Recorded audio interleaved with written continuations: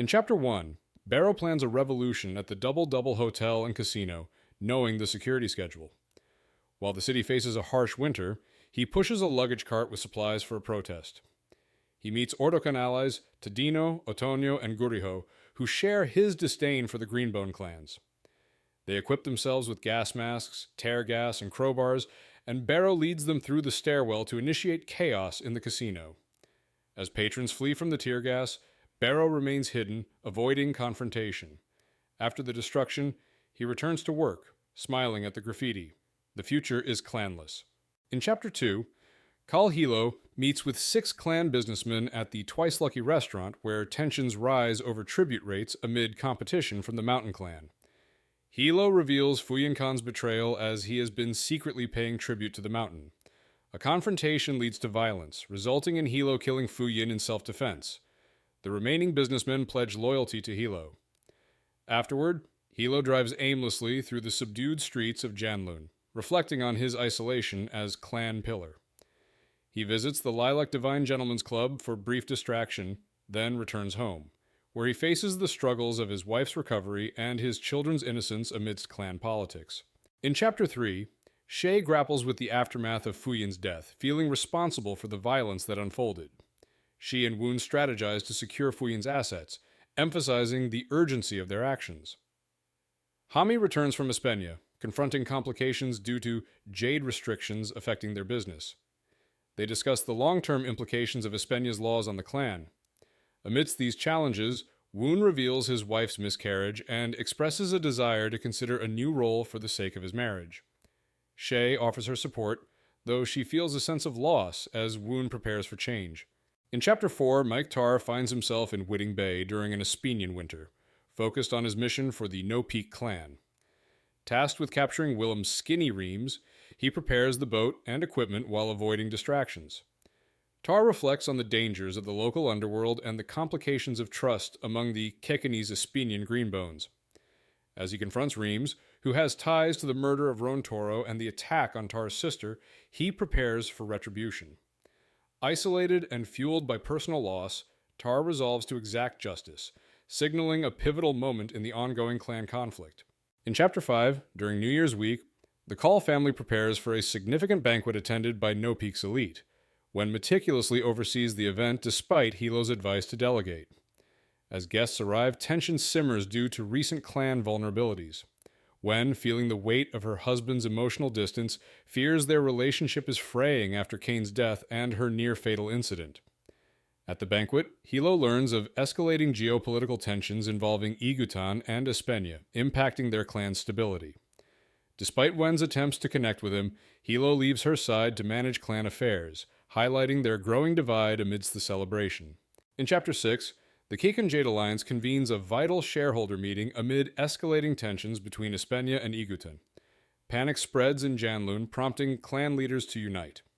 Shay and Hilo attend, where General Ronu Yasugun calls for military funding and recruitment. A.T. Mata unexpectedly backs the proposal, urging Jade allocation to the military. Tensions rise as Hilo flatly rejects any changes to how graduates take their oaths, insisting the clans are vital to the nation's stability. The meeting ends with no resolution, and outside, Shay confronts Hilo about his refusal. Afterward, Shay receives a business card from Tyne Retubin of Six Hands Unity, hinting at a potential alliance. Woon's farewell party follows, where Shay reflects on their past and future roles, before a pivotal moment alters their relationship. In Chapter 7, the clanless future movement meets at the Little Persimmon Lounge, now bustling with around 30 attendees. Barrow sits between Tadino and a young woman named Emma, who seems intrigued by him. Guriho, the speaker, denounces the Greenbone clans and their control over Jade, rallying support against their tyranny.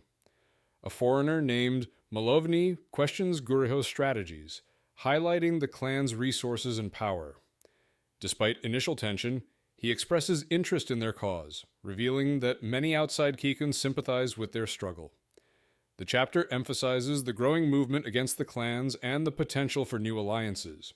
In Chapter 8, Emery Andon performs a delicate jade procedure at Janloon General Hospital, impressing foreign doctors despite his nerves.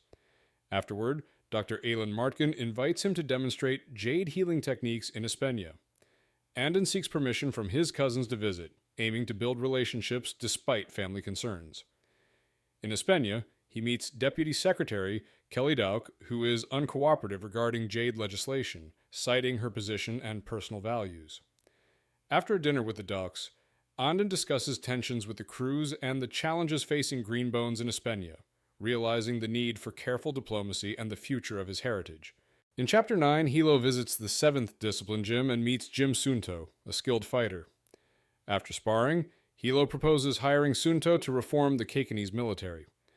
At home, Wen prepares dinner, seeking a connection with Hilo, who reflects on their troubled marriage.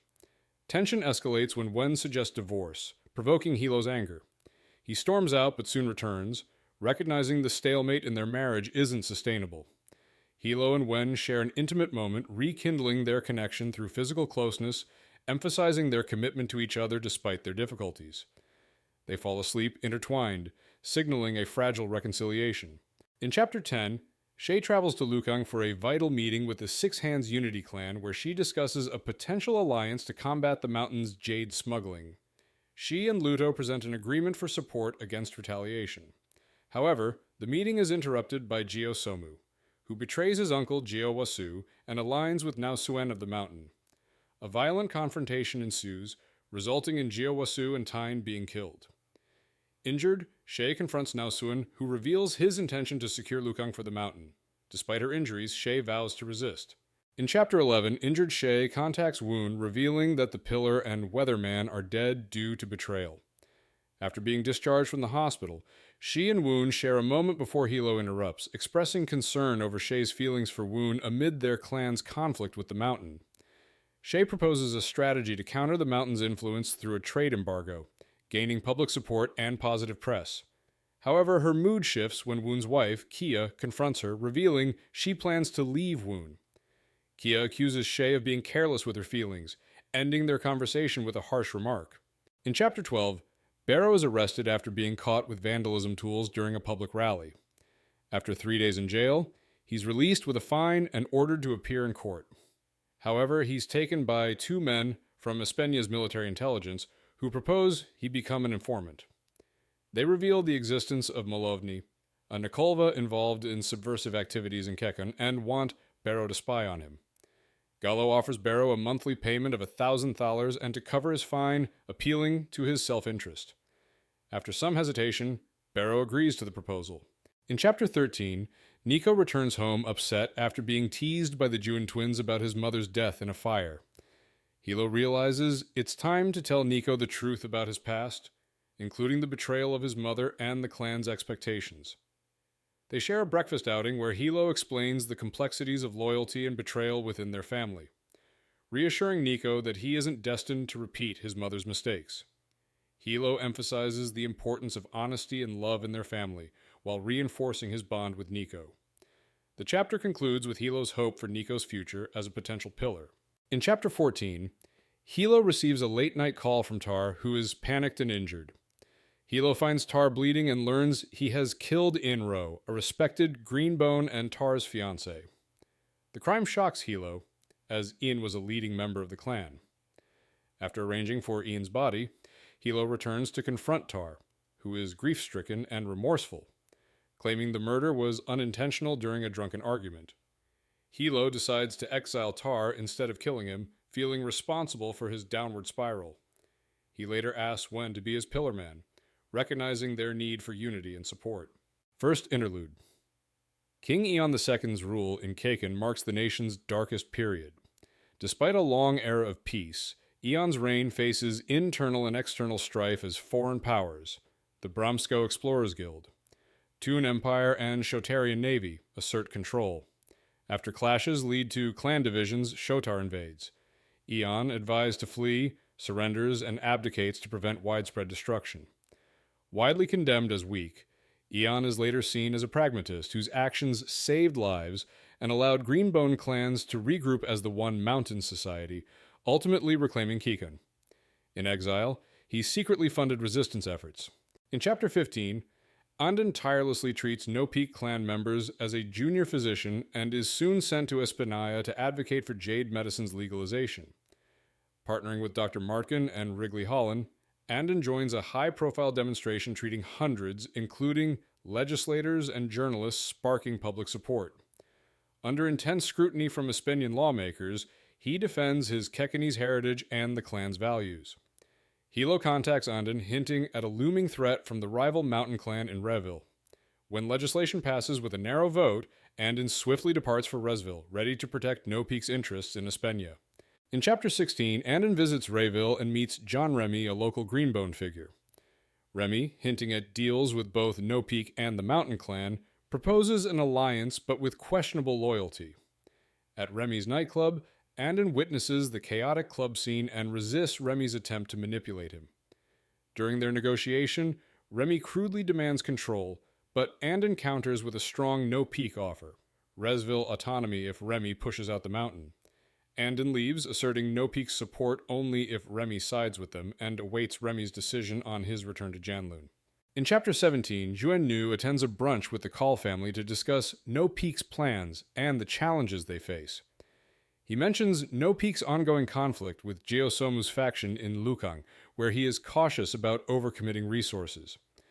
Clan leaders then discuss rising anti-clan extremism, escalating foreign interest in jade, and an Espenian company's jade mining ship near Kekon. Hilo tasks Juan with sabotaging the vessel, leading him to coordinate a covert mission with Abensoru from the rival mountain clan. Together, they damage the ship without killing anyone, knowing it may only be a temporary setback. In Chapter 18, Barrow, known to his Espenian handlers as Catfish, meets with Galo and Berglund to report on the clanless future movement's growing momentum.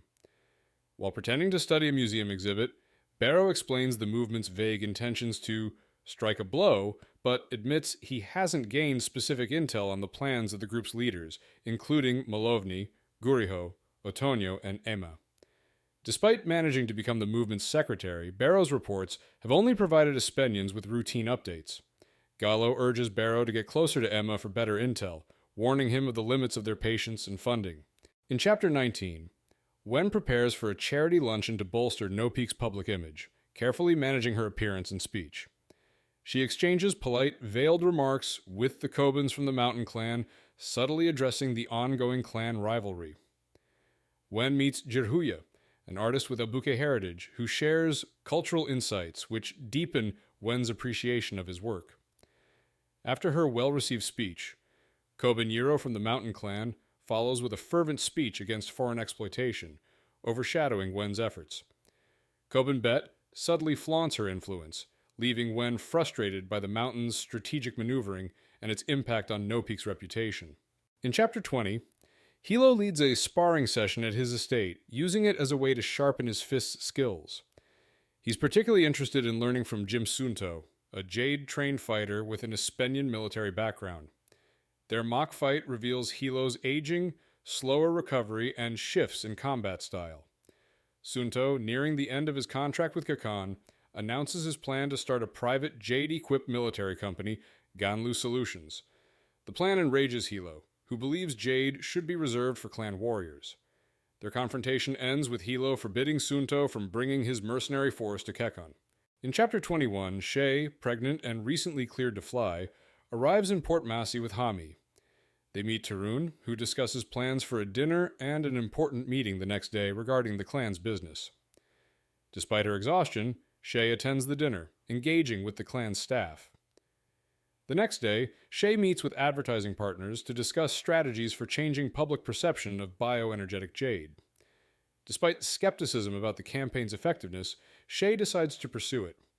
Tarun also informs her of delays at the Sands of Illusion Casino, prompting discussions about funding a gangster in Resville, which Shay ultimately approves. In Chapter 22, Kaul Rulenshin and Nico sneak into Littlehammer to watch Ait Atosho duel. Ait defeats Niruvan, who concedes the Greenbone Oath. After the duel, the brothers see masked individuals posting inflammatory posters, prompting Rue to draw his knife, but Nico stops him. Juan Nu, the Horn of No Peak, arrives and scolds them for sneaking out and causing panic. He explains the search for them and reprimands their actions. Nico claims responsibility for the trip, hoping to shield Rue from consequences. Juan allows Nico to go home while Rue is dropped off at school, feeling both relieved and resentful. In Chapter 23, Wen attends the Janloon Film Festival as Ren Jirhuya's guest, eager to learn about the film industry. Jirhuya introduces her to industry figures, including Cian Kugo, a producer at Cinema Shore, who discusses the challenges of Kiken's film market. Wen proposes a vacation with Hilo to Markukuo, where they can explore and gather information. After arriving, they receive news about an attack on their green bones, but decide to continue enjoying their trip. At a party hosted by Sel Lucanito, Wen meets Jadesport star Danny Sinjo, planning to leverage these connections to advance No Peak's interests in the film industry. In Chapter 24, Barrow receives an unexpected call from Emma, who invites him over to her apartment. They engage in a heated sexual encounter, during which Emma reveals that a significant event is planned for the following day involving Molovny and the Clanless. She provides Barrow with an address in the docks where they will meet after the event. After returning home, Barrow contacts his Espinian handlers, informing them of Emma's information. Despite his initial hesitations about the Espinian's intentions towards Emma, he ultimately reveals her address, understanding that the situation could benefit him in the future.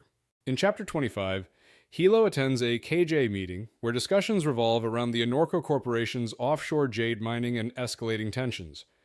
Aitmadashi, the Pillar of the Mountain, suggests that Hilo influenced Jim Sunto's private military guards. During the heated meeting, Hilo receives an urgent note warning him of danger. As he and Woon attempt to leave, an assassin, Van Emishan, attacks Ait, fatally wounding her. In the ensuing chaos, Hilo blocks the exit, leaving Ait to die as allies hesitate to help her. Ait leaps from the window to escape, but Hilo triggers an explosion, collapsing the building. In Chapter 26, Barrow arrives at the address given by Emma, only to confront Vastik Aya Molovny, who is hostile and suspicious of him. Molovny reveals that Emma is not coming and that there's no room for Barrow in his escape plan, which involves a ship waiting for him. Tensions escalate when military operatives burst in, capturing Molovny after a violent confrontation.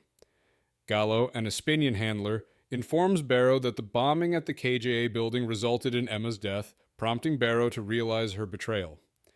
Gallo offers to help Barrow escape Janloon, but he hesitates, feeling lost and expendable. In Chapter 27, Shay finishes nursing her daughter Tia when her mother, Kaul Wanria, cries out at the news of an explosion at the Kiken Jade Alliance headquarters. Shay learns that key clan leaders were present during the meeting. After a tense call with Juan Nu, she realizes the gravity of the situation, fearing for her brother and husband's lives.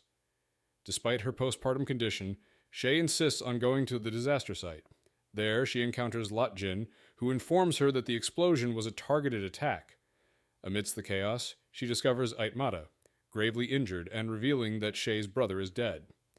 Ait hints at further threats to Shay's position and warns against showing mercy, prompting Shay to consider the dire implications for the clan and her role as pillar.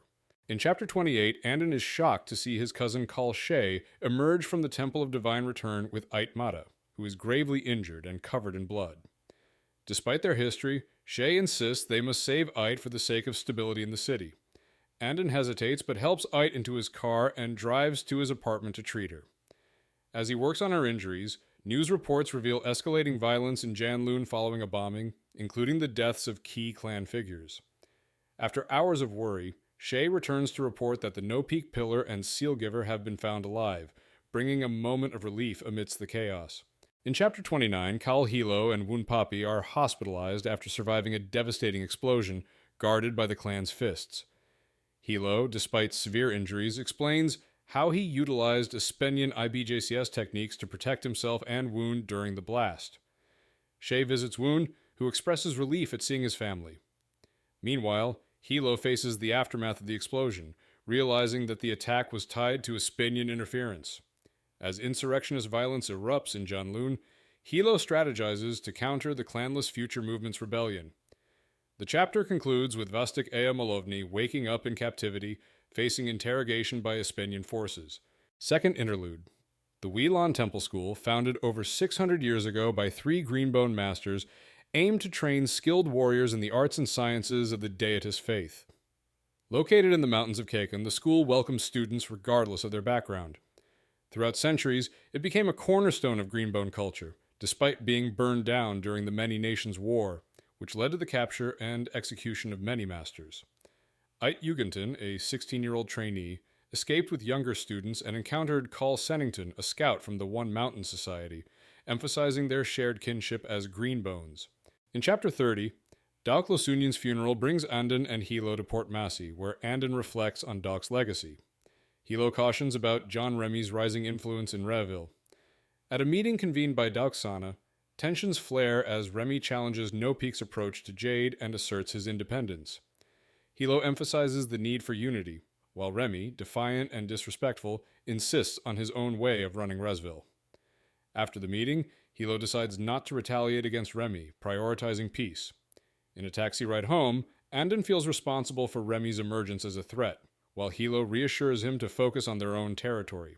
In Chapter 31, Kaul Nico grapples with his family's expectations after a punishment from his uncle Hilo for avoiding a duel with Kitu. He reports for night duties at Lot Jin's bakery, where a mission against armed smugglers unfolds, leading to a chaotic gunfight in the stump. Despite his nervousness, Nico takes the lead, engaging in the violent confrontation. After identifying targets, he witnesses the brutal aftermath, including Ait Otto's merciless treatment of captives. Nico feels the weight of his inadequacy compared to others in his clan and questions his place as a potential future pillar of No Peak. In Chapter 32, Shay attends Now Swensen's memorial, grappling with his violent past and the public's mixed reactions. After the service, she returns home to her family, where discussions about the Libin Act and her decisions regarding foreign dealings reveal her internal conflict. Shay and her allies reflect on the ineffectiveness of branding clanless individuals and the strategic complexities of clan politics, particularly regarding Aitmata's leadership and the Koban family's ambitions. Later, Ikodan formally surrenders the Joseon clan to No Peak, marking a significant consolidation of power and territory for Shay and her clan. In Chapter 33, Art Wiles, CEO of Anorco Global Resources, discusses his risky jade mining operations in Keekan, aware of the violent local clans that threaten him. Despite these challenges, he revels in his wealth and personal life, particularly his relationship with his mistress, Lula. Wiles receives a congratulatory call from Jorn Gasson about his new role as president of the Munitions Society, which grants him significant political influence. Later, Jim Sunto arrives to discuss the reduced funding for Operation Firebreak against Igutanian influence.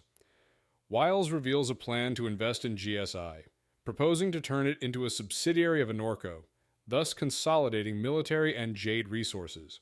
In Chapter 34, the Kaul family gathers to celebrate Rue's graduation, but tensions arise when Nico announces his acceptance of a job with Janloon Solutions International, rejecting the family's expectations. Hilo confronts Nico about his decision to work as a mercenary, leading to an explosive argument where Nico expresses deep resentment toward the family. Meanwhile, Sunto and Hilo engage in a tense confrontation over Nico's employment. Sunto refuses to withdraw Nico's contract, emphasizing that Nico is an adult who made his choice. The chapter concludes with Hilo realizing the potential consequences of Nico's decision for both the family and GSI. In Chapter 35, Andon returns to Janloon International Airport after inspecting clinics in Espenaya and learns about John Remy's rising power there, causing him concern. Reuniting with his boyfriend Jirhu leads to tension when Jirhu declines an invitation to a clan New Year's party due to his Abuke heritage. Their argument is interrupted by Andon's nephew Nico, who arrives distressed, having lost his clan status. Andon confronts his cousin Hilo, urging him to support Nico despite his choices, emphasizing the importance of family and the potential loss of their heir if Hilo disowns him. Andon threatens to leave if Hilo does not reconsider. In Chapter 36, John Remy enjoys meals at the secure feast of Janloon while navigating threats from rivals in the Reville underworld. He learns about a newcomer, Maektar, who has a notorious past as a greenbone and has recently arrived in Resville seeking a fresh start. Remy meets Make, who admits to his fall from grace after killing his fiancée and being exiled from the No Peak clan. Recognizing Make's skills, Remy offers him a job, presenting him with a handgun, cash, and car keys as a signing bonus. Make accepts the offer and asks for his first assignment. In Chapter 37, Nico wrestles with his decision to leave home as he prepares to board a flight. His uncle Andon, a comforting presence from his past, shares a silent farewell filled with concern. Nico recalls his conversation with his brother, Rue, who pleads for him to reconsider his choice to abandon the path toward becoming the Pillar, expressing the clan's expectations. Despite the familial pressure, Nico remains resolute in his decision. At the airport, Hilo, the Pillar, meets with Nico, handing him an envelope with resources for his new life while expressing his complicated feelings. Meanwhile, Hilo prepares 3 recruits for covert operations related to Nico's safety. In Chapter 38, Barrow returns to Janloon after nearly 6 years in Iwansa, an Espenian territory, where he felt isolated and bored.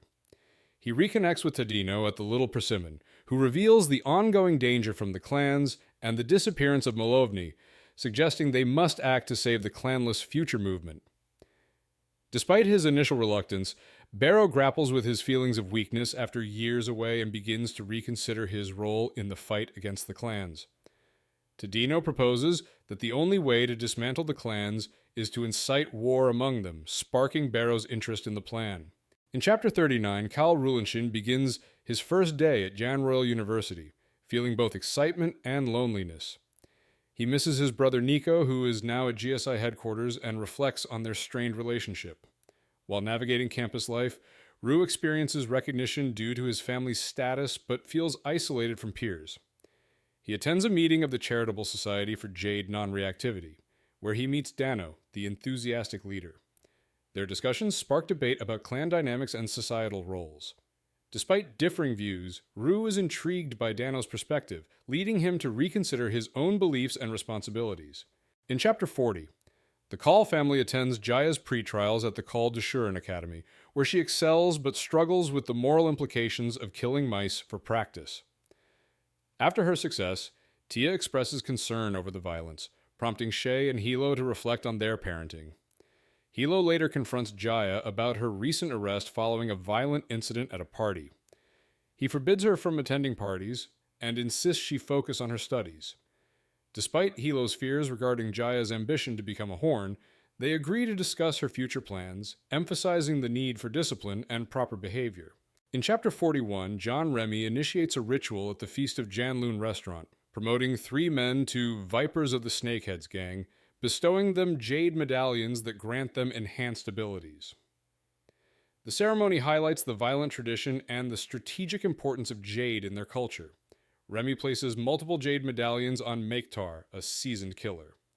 However, Make, energized by the jade, kills Remy and escapes as chaos ensues. Captured, Make contacts Hilo, expressing his determination to survive. Under police questioning, he cooperates fully, leading to legal counsel from Corridog, who warns about the repercussions of his actions. In Chapter 42, Andon visits Maektar in Orslo, 18 months after Tar's exile. The two share a heartfelt reunion as Tar reveals his struggles and adaptation to a new life without Jade or clan ties. They discuss the state of No Peak and the emergence of the criminal John Remy, who poses a threat to the clan's interests. Andon explains that Remy needs to be eliminated, and Tar agrees to assist. However, shortly after Remy's death, Tar commits suicide in prison. His body is returned to Janloon for burial, attended only by close family, prompting reflections of loss and regret for Hilo and Andon. In Chapter 43, Nico lies concealed in the snow waiting with his rifle as a pickup truck approaches. He reflects on the freedom he's found outside Kakan, but is jolted back to reality when he and his team ambush the vehicle, mistakenly believing it to be an insurgent scouting party. Nico's reckless attack results in the deaths of the driver and another man, exposing a young boy and a girl in the back. Nico desperately tries to save the girl, but she dies despite his efforts. Tension escalates as Nico confronts his teammates about their actions, feeling conflicted about reporting the incident. Ultimately, they decide to leave, haunted by the consequences of their choices. In Chapter 44, Wen travels to Leolo City with her sister-in-law, Shay, for business, reflecting on their family dynamics. Upon arrival, Wen negotiates with Pascutano for the release of actor Danny Sinjo from his contract, but faces refusal due to organized crime fears. After a night out, they are stopped by a police officer, who turns out to be part of a setup. As masked Baruchan thugs attack, Shay and Wen's bodyguards Dudo and Taco fight back, but Dudo is knocked out and Taco is shot. Shay is forced to surrender her Jade to save Wen, who is taken hostage. Hilo learns of the kidnapping and is given demands for Jade and cash for their return. In Chapter 45, Wen is held captive by Barukan men in an unknown location, bound and scared. Despite her panic, she maintains hope that her husband, Hilo, will rescue her. She hears her bodyguard, Tako, moaning in pain from gunshot wounds, confirming he's still alive but severely injured. Wen bravely insists the captors treat Tako, but Big Dog, their leader, kills him to silence his suffering. Meanwhile, Hilo and his clan strategize to locate and rescue Wen and Shay. They discover that Wen's visit to a studio executive, Gitano, may have triggered the kidnapping, leading them to suspect the Faltus gang's involvement. In Chapter 46, Wen overhears a conversation about her fate before being taken by Second Dog and Junior, who threatens her life. Wen escapes when they leave and reunites with her nephew Cam and Hammy, who reveal they paid a ransom for her release but that Shay is still captive. Meanwhile, Shay, bound and suffering from Jade withdrawal, is confronted by Barukan kidnappers demanding information about No Peak's spies. The leader shows her 2 briefcases filled with Jade, causing Shay to experience overwhelming power and agony as she struggles against her restraints, unable to summon her abilities. In Chapter 47, Hilo prepares for a confrontation with Tunku Din to protect his sister Shay from a potential marriage alliance. After recalling their past and the clan politics involved, Hilo confronts Tunku in a bar. A heated exchange escalates into a duel outside, where Hilo initially struggles against Tunku's superior skill. However, he uses a surprise attack to wound Tunku fatally, securing his reputation, but creating a mortal enemy in Tunku Ushijan, Tunku Din's father. Later, Hilo visits Aitmadashi to seek her help in rescuing Shay from the Faltus Barukan, exposing the complexities of their strained relationship. In Chapter 48, Shay endures brutal torture as her captors demand information about the White Rats. To save her dying friend Dudo, she reluctantly reveals names. As the captors argue, a phone call exposes their betrayal by the Matios. Just as Shay is about to be killed, Vin shoots, creating chaos. Lot Jin arrives, frees Shay, and reassures her that the captors are dead. A month later, Shay struggles to adapt after losing her ability to wear Jade. During a conversation with Hilo, they discuss Aitmadashi's political maneuvering and Shay's future role as weatherman of No Peak. In Chapter 49, Rue attends a birthday party at the Little Persimmon, invited by Dano. Amidst personal stressors, he meets Tadino, who admires the Kaul clan. Rue dances with Yuni, unaware of her connection to Kobayashi, her jealous ex. Tadino conspires with Barrow to provoke Koban into violence, leading to Koban attacking Rue. After defending himself, Rue challenges Tadino to a barehanded duel. Despite initial struggles, Rue overpowers Tadino. In a desperate act, Tadino fatally injures Rue with a talon knife. Chaos ensues, with Koban killing Tadino and later choking Yuni. Barrow, witnessing the carnage, agrees to frame the clanless as responsible. In Chapter 50, Hilo awakens to an unsettling noise and senses something is wrong. He discovers his cousin Andon has arrived late at night, delivering the devastating news that Rue, Hilo's son, has been killed in a duel. Struggling with his grief, Hilo questions the circumstances of Rue's death, pondering possible motives behind the tragedy. As the clan gathers for Rue's funeral, Hilo decides against immediate retaliation, prioritizing his son's values over revenge. During the ceremony, Nico returns, seeking forgiveness for his absence. Despite their strained relationship, Hilo accepts him back, showcasing a complex mix of grief and familial loyalty. Third Interlude. In Third Interlude, The Charge of 20, during the final year of the Many Nations War, the Empire of Shotar relied on its control of the East Americ Ocean and the island of Kekun. The One Mountain Society attempted an attack on a Shotarian base near Lukang, but faced heavy resistance due to early warnings. Realizing they were trapped, Kaul Dashuran gathered 20 strong green bones and 60 weaker followers, who willingly gave their jade to enhance their power. They launched a ferocious assault, killing nearly 300 soldiers before Kaul was killed. The event inspired widespread rebellion across Kekon, leading to the Shotarian withdrawal. At Kaul's funeral, Ait Yugentin honored him and announced a new martial school in his name to train future warriors. In Chapter 51, Lula meets with Aitmadashi, the Pillar of the Mountain, in a gazebo. Lula reports that Art Wiles has been approved as Secretary of Foreign Trade and will step down as CEO of Anorco to avoid conflicts of interest, though he will maintain influence and continue laundering money for the Baker Street crew. AIT asks about Lula's family, acknowledging her contributions. After years of subservience and deception to gather intelligence for 8, Lula hopes for freedom. 8 finally tells her she has enough evidence and can return to her family, but quickly dismisses her as she makes arrangements over the phone. In Chapter 52, Nico arrives at a rundown house in Coinwash to find Barrow, a former spy for the Espenian military. After establishing his identity, Nico questions Barrow about his previous work in the Janloon bombing. Barrow reveals that he was once a smuggler and claims to have killed Nico's father, Kaul, igniting the clan war. Nico, unmoved, refuses to seek vengeance, emphasizing that taking a life without purpose is meaningless. After leaving Barrow, Nico reflects on the man's desperate need for significance and the complex realities of clan life, which he has come to understand deeply. In Chapter 53, Shay meets with Ambassador Leonard and Colonel Basso to discuss escalating protests jade mining on Human Island, which the Espenians perceive as a security threat. Shay refuses to disperse the protesters, citing historical grievances. Nico reveals his ties to Kikani's contractors involved in Espenia's military operations, creating tension. Shay offers a bargain. No Peak will overlook Espenian secrets in exchange for support on the Jade decriminalization bill. After the meeting, Nico expresses his conflicted feelings about clan leadership and the importance of their legacy. Shay reflects on his burdens before they pick up her daughter, Tia, from school.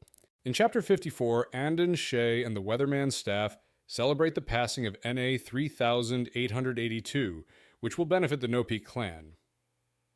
Andon discusses martial education with Tarunbin and interacts with his nephews, Nico and Cam.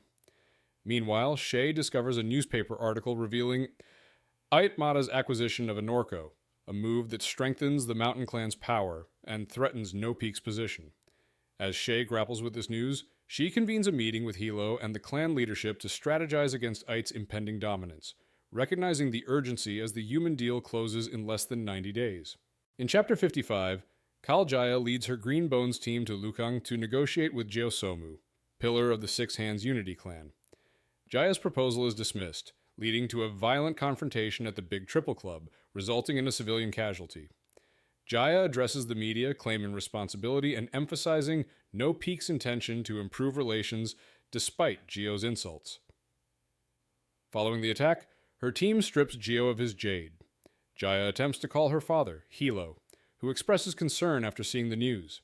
He advises her to stay cautious as reinforcements are on their way, ending the call with pride in her actions. In Chapter 56, Andon arrives in Tialuhia, Uwiwa Islands, where he encounters a mix of destruction and rebuilding following Typhoon Kit. The Espenian military has intervened, leading to significant political changes and a crackdown on corruption and crime. As a doctor, Andon visits the maximum security prison to speak with Ilo, a former leader of a crime ring. Ilo is bitter and distrustful, recalling past grievances with the Kaul family. Andon offers Ilo a deal: provide information on Aitmata's criminal activities in exchange for protection for his family. Ilo is conflicted, but feels the pressure of Andon's proposition. In Chapter 57, Hilo arrives at the human standoff site, witnessing a chaotic encampment filled with thousands of protesters against Anorco's jade mining operations. Upon disembarking, he's greeted by supporters chanting for the No Peak clan. Jehuya informs him that GSI soldiers have doubled their presence, enforcing strict security measures around the facility. Tensions rise as Hilo organizes both No Peak and Mountain Greenbones to protect the protesters. As a helicopter approaches, Hilo and his team leap to intercept it, ultimately causing it to crash. The crowd erupts in celebration, igniting a violent confrontation with GSI soldiers. In Chapter 58, Jim Sunto arrives at the Tranquil Suites Hotel to confront Hilo after violent clashes on Human Island resulted in multiple deaths, including 2 GSI employees. Tensions rise as Sunto accuses Hilo of inciting violence and jeopardizing diplomatic relations, while Hilo counters with accusations of Sunto's mercenary practices and their consequences. Hilo reveals he possesses incriminating evidence against Sunto's company, offering a deal to save GSI by working together to take down Anorco and its CEO, Art Wiles. Reluctantly, Sunto agrees to cooperate, beginning by contacting Kelly Dauk. In Chapter 59, Shay arrives at the 8 Mansion, reflecting on Art Wiles' indictment for corruption. Outside, Mountain Clan members protest against Pillar 8, challenging her authority. Inside, Shay confronts Ait about Elo's televised confession and the fractures within the clan. Ait admits her loss of control as Shay urges her to step down peacefully and transition power to her nephew Ait Atosho to avoid bloodshed. Ait, recognizing the need for change, ultimately announces her resignation and endorses her nephew as the new pillar, urging clan members to pledge their allegiance to him, signaling a critical shift in leadership. In Chapter 60, Ait Atosho hosts an autumn festival to enhance the Mountain Clan's reputation. The No Peak clan, led by Hilo, discusses Ait's invitation for a friendship meeting while worrying about Ait Mata, the former pillar. Hilo agrees to send Nico as his successor. Meanwhile, Andon reveals his desire to run for the Royal Council, seeking the clan's support despite the challenges ahead. Hilo grants his blessing, but plans to take action against Ait Mata, aware she poses a threat. The chapter ends with Ibe Kalundo receiving critical information that will impact the unfolding events. In Chapter 61, No Peak and Mountain Clan leaders meet at the Kekun Jade Alliance for the first time in 25 years. Hilo introduces his nephew Nico as the future pillar, and they pledge friendship between the Kauls and Kobans with ceremonial blades. However, during the meeting, Hilo senses something amiss. Suddenly, gunmen open fire, injuring Hilo and killing Sandokin. Despite efforts to stabilize Hilo, he suffers a critical injury from a bullet. As he lays dying, he urges Shay to help Nico become a better pillar. The chapter concludes with the clan gathering outside to show their support for Hilo. In Chapter 62, Jaya learns of her father's death and rushes to his estate, arriving too late.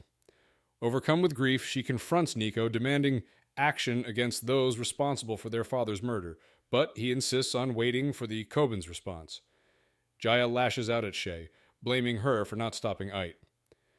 After Jaya leaves, Nico and Andon grapple with their grief over Hilo's death. As the funeral proceeds, Nico becomes the new pillar, facing challenges from the Mountain Clan. Ayatado visits Nico to discuss their clan's fractured state, and ultimately offers Ait Mata to No Peak as a gesture of goodwill. In Chapter 63, Dr. Emery Andon is elected to the Royal Council for Janloon Central, marking a historic victory as the first openly queer candidate. On the eve of his swearing-in, he visits Ait Madashi, a former powerful Greenbone, now in house arrest after losing her jade. Andon delivers her exile order to Igutan, explaining that executing her would only risk creating a martyr. Despite her past as a formidable leader, Ait accepts her fate with a sense of defeat. After their meeting, Andon reflects on his love for Janloon as he heads to brunch with his family at the Twice Lucky restaurant.